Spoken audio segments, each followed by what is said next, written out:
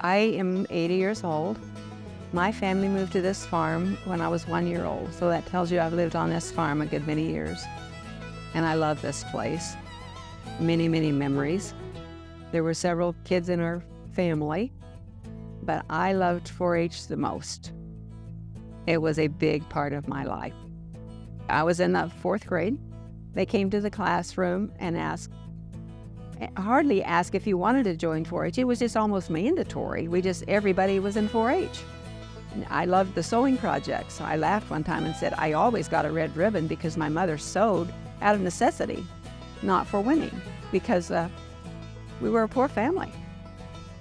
I can't answer why I had such a passion for 4-H, but I loved learning. And that was probably the key. I wanted to learn how to sew. I wanted to learn how to cook, because with my older sister, when she was there, she did a lot of the cooking. And my mother was busy. My dad died when I was 8 years old. So we were a busy family on this farm. I think there were 4 or 5 of us that were chosen to go to the state fair. Well, back at that time, that would have been in the 50s, late 50s. They had 4-H dorms. They had FFA dorms down there.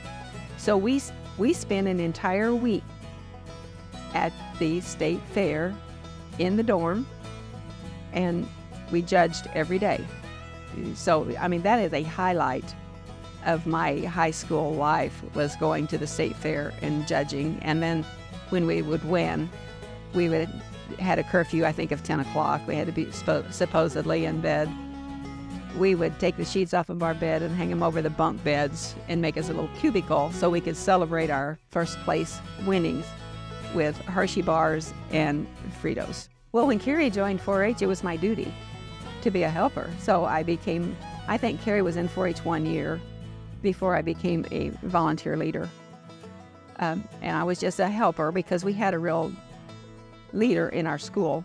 But I just signed up as a leader because, well, I just wanted Carrie to learn. And of course, I was in home extension. My mother was in home extension. So you learn so much through those availabilities that I wanted my kids to know how to do things. It was the bottom line. And I learned so much myself about how to make a pretty jar of peaches for the fair. And I loved sewing. So I spent a lot of time with the sewing machine. I made all of Carrie's clothes. I made a lot of Brett's clothes, a lot of everybody's clothes, because I liked it. It was a challenge for me.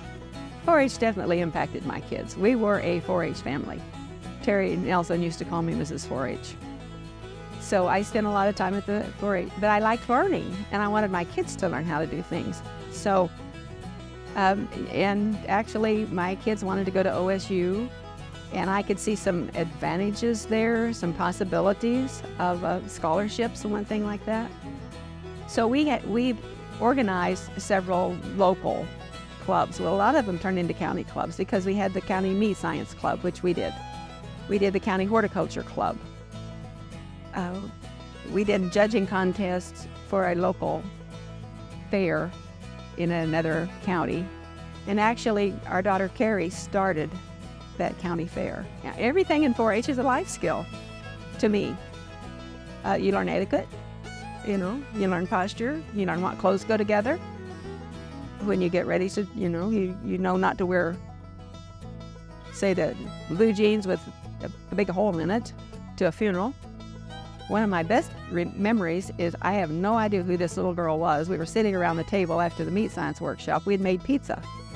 I was behind her for some reason, probably waiting on them. I don't remember, but she looked up and she said, "Betty, we made this and it is so good." We took horticulture judging to that contest and had those kids that had never, ever been exposed to a judging contest, especially horticulture. And their parents today will say, "You had such an impact on my children."